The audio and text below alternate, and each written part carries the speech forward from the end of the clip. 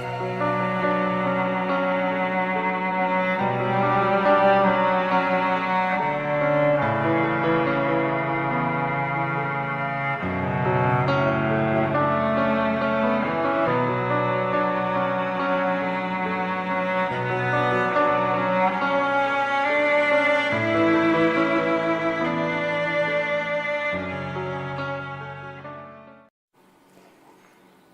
quietly as you can, Allimir whispered to Anon.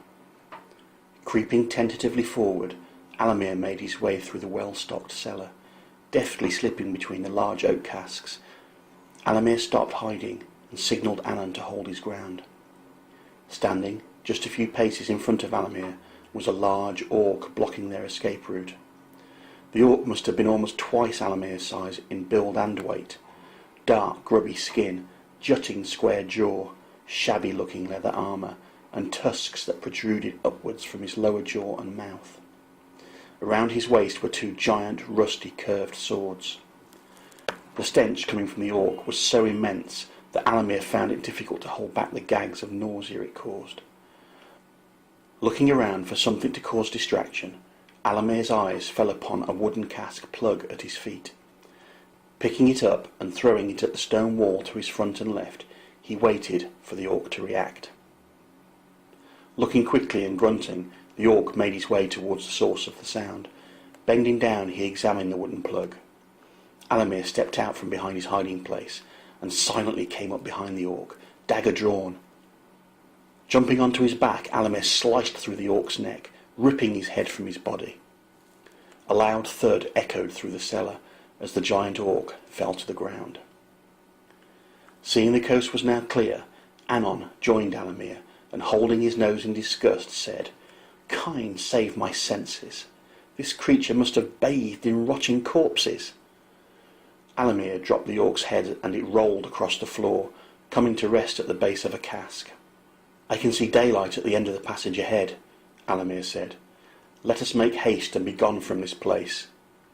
Walking through the cellar door and up the flight of steps, Allimir and Anon made their way towards the light. Stepping outside, the two shielded their eyes from the brilliance of the sun, which in contrast to their dark prison was blinding. Eyes clearing, Allimir and Anon looked at each other and sighed.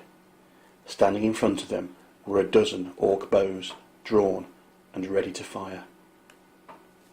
It had been 1 week since Allimir and Anon had left the resting place of Taghairn. The two had made their way along the northern road towards the river Elin, a vast expanse of fast-flowing water that ran from the imperial city in the east to the borders of Quiadil in the west. Just 2 bridges spanned the river, one to the northern road and the other further to the east, not far from the imperial city. The northern road bridge was constructed from stripped bark rope and planks from the mapani tree, an extremely durable and hard wood. Suspended above the river, legend had it that in the Second Era, when the bridge was first erected, Grindel, the greatest archer that ever lived, shot a twine-tied arrow from the south to the north side of the river, which at that point spanned 1/4 of a mile, thus beginning construction of the Great Bridge. Now over 1,000 years old, it had seen better days. None dared take more than a horse across in fear of collapse. "Looks sturdy," Anon said sarcastically, eyebrows raised. "Unless you want another week's journey to the eastern bridge, this is our only choice," replied Allimir. The two set off slowly, carefully placing each footstep as they went. The bridge swayed worryingly in the wind, and particles of aged wood and dust fell to the river below as they trod. Allimir peered over the edge, purveying the turmoil of water. Closing his eyes for a second and taking a deep breath, he continued. Crack! Twang! One of the planks gave way, and Anon's leg disappeared as he lost his footing. The bark rope twanged, unravelling under the pressure of weight and old age. "Run! It's going to give way!" Allimir shouted. Anon stood, lifting his leg through the broken plank, and began to run, following Allimir as best he could. Twang! Twang! Crack! Came the noises again, as finally the bridge surrendered and collapsed, taking Allimir and Anon with it. White noise filled Allimir's ears as he bobbed above the surface. and then muted as he went under again.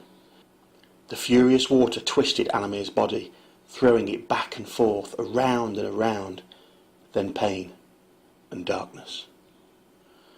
Allimir woke. He blinked his eyes hard a few times, scrunching up his facial features and shaking the confusion from his head.